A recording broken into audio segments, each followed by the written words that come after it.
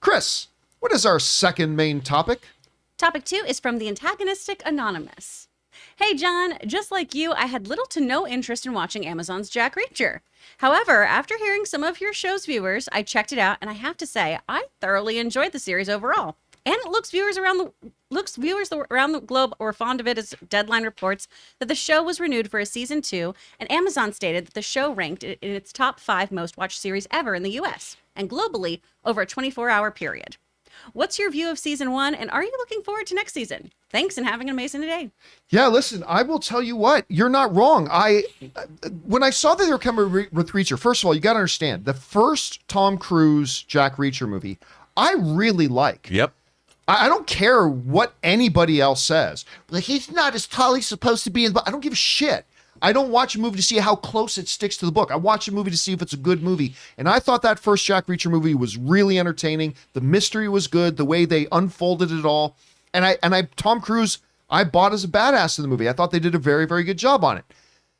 Jack Reacher 2, Never Stop, Never Stopping was not nearly as good to me. I wasn't so terribly big on the sequel, I admit. But still, when I saw that they were doing a television series for Reacher with Aquaman from Smallville, I honestly, no interest.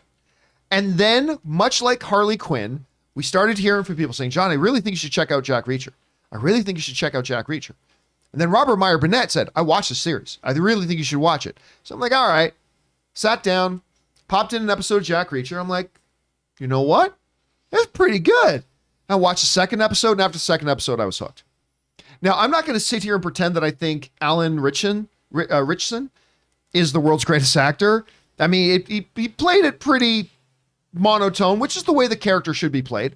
But he brought a physical presence to the role that added a lot. It's the same kind of in the way that Dwayne "The Rock" Johnson would. Like, I just bought into it. I believed it. I thought the mystery is pretty good, although it started to get a little bit convoluted in the last couple of episodes. Still, I thought it was broad enough of a conspiracy. I like the way they got there. My one kind of nitpick with it, and I won't say who specifically, but everybody in the series that you thought was a bad guy was absolutely a bad guy. There was no subtle misdirects going at all. It was pretty straightforward. So it was fun. The action was violent and exciting. I believed it. It had a verisimilitude to it. And when the series ended, I was like, that was pretty darn good television. And they have announced that they're coming back to it. This comes first from the folks over at Deadline who write the following. Jack Reacher is returning. Amazon has renewed Alan Ritchson-fronted action drama series Reacher for a second season.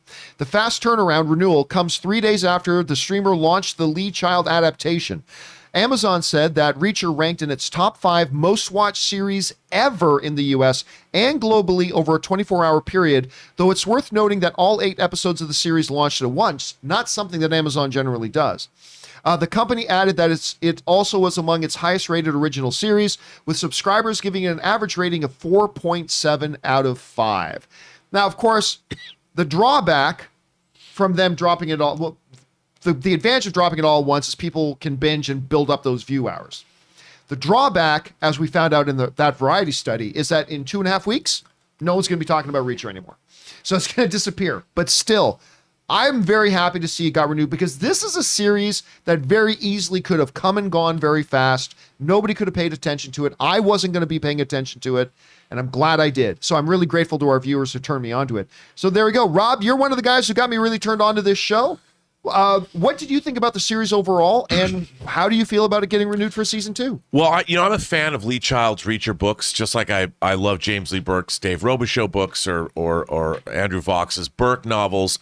I like these sort of detective. I mean, these are neo-westerns.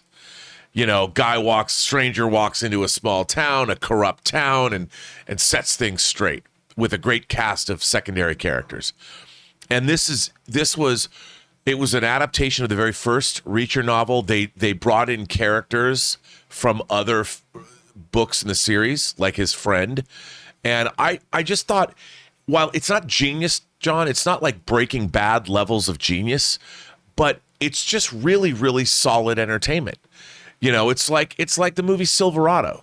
Silverado's full of Western tropes and it's fun. It's not Unforgiven. but it's a really solid, fun Western with great actors and great characters, and it's just fun to watch. And it's satisfying. You don't watch and go, it was all right.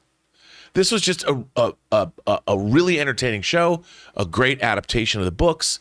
I think with a central character who's, he's not called upon to be doing De Niro levels of acting.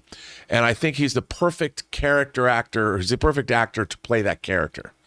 And I love the secondary characters, the people that he worked with. Yes, everything from the main detective dude, the girl.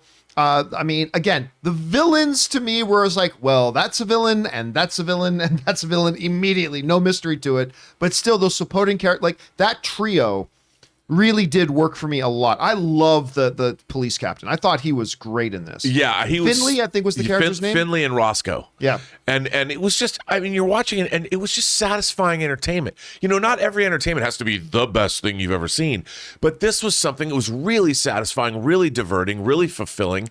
And I felt like it was a great meal that might not be, as good for me as too much butter on it, but okay. It's great. All right, we go over Chris. You, I can't even remember if you even saw this series or not. I had not at no all. interest in this whatsoever. So, but I think that's interesting. Because I wasn't interested either. What is it?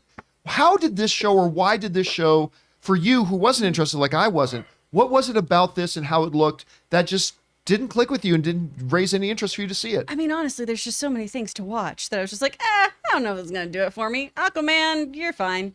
But now that more and more people have talked about it, I am intrigued by it, and I do think I'm going to binge it. I'm somebody who watches something, and it's usually because of just all the old YouTube videos and stuff I had to make, where it's, let me figure out all the plot points right away. So the knowing who a villain is immediately isn't something that like super intrigues me that much, doesn't make me want to watch this more. But my husband suspends his disbelief so much that he can watch Moana for the 57th time and be like, I don't know if they're going to make it.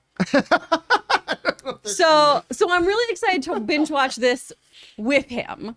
But yeah, it's just not my kind of show. It looked a little kind of fluffy, a little flash and trash, if you will. It does. But it absolutely does. I'm happy to hear that this has some real meat to it, though. And it is brutal. And it doesn't really pull its punches. Certainly Reacher doesn't pull his punches, but the show itself doesn't. And it's, there's a whole sub-genre of these modern neo-noir, whether you call them westerns, mysteries, whatever, that are really solid. And Lee Child is one of the best of those writers.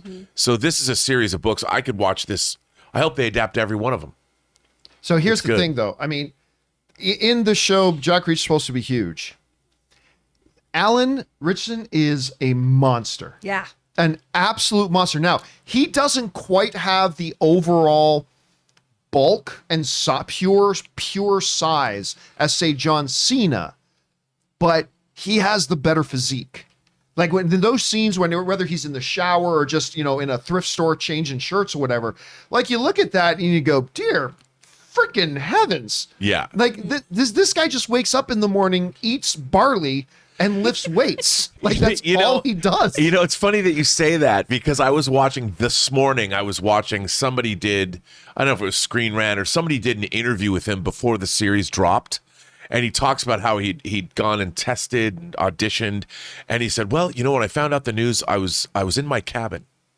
Of course he has a cabin somewhere. Like, he's of course, the brawny man. Yeah, he probably does what Rocky IV did, and Rocky did in Rocky IV. Like, he picks up giant trunks of trees and lifts them in the snow. And I mean, his physique. I don't think I've ever seen a guy with a better.